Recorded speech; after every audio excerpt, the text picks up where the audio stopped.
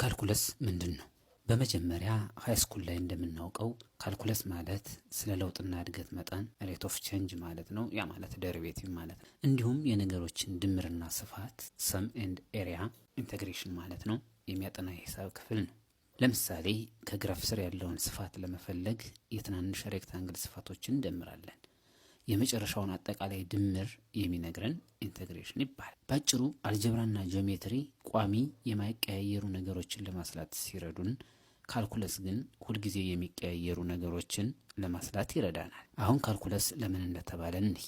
ቃሉ የመጣው ትንሽ ጠጠር ከሚለው የላቲን ቃል ካልኩለስ ነው። ከብዙ ዓመታት በፊት ሰዎች ለመቁጠርና የሂሳብ ስሌቶችን ለመስራት ትናንሽ ድንጋዮችን ወይም ካልኩሊ ይጠቀሙ ነበር።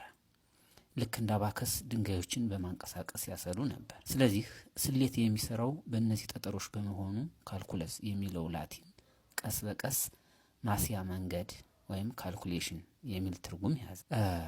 በመሆኑም እነ ካልኩሌት፣ ካልኩሌሽን፣ ካልኩሌተር፣ ካልኩለስ የሚሉት ቃላት በሙሉ የመጡት ከአንድ ስር ካልኩለስ ከሚለው ከላቲን ቃል ነው። በኋላም በ1600ዎቹ መገባደጃ ላይ ኒውተንና ላይብኒዝ አሁን ካልኩለስ ብለን የምንጠራቸውን የሂሳብ ዘዴዎች በተናጠል ፈጠሩ። ልክ ስሎፕ፣ ኤሪያ፣ ሞሽን፣ ሬት ኦፍ ቼንጅ ምናምን የሚባሉት። ስለዚህ ዛሬ ላይ ካልኩለስ የስሌት ጥበብ ወይም የስሌት መሳሪያ ማለት ነው እንጂ ጠጠር ማለት ነው አንልም። ምክንያቱም የመሳሪያው ስም የተግባሩ ስለሚሆን ነው። ለምሳሌ ጉግል አድርገው እንላለን። በመጀመሪያ ግን ጉግል የኩባንያ ስም ነበረ።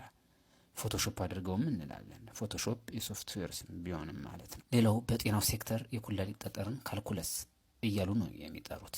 የመጀመሪያውን የላቲን ትርጉም ይዞ በመቅረቱ ማለት ነው።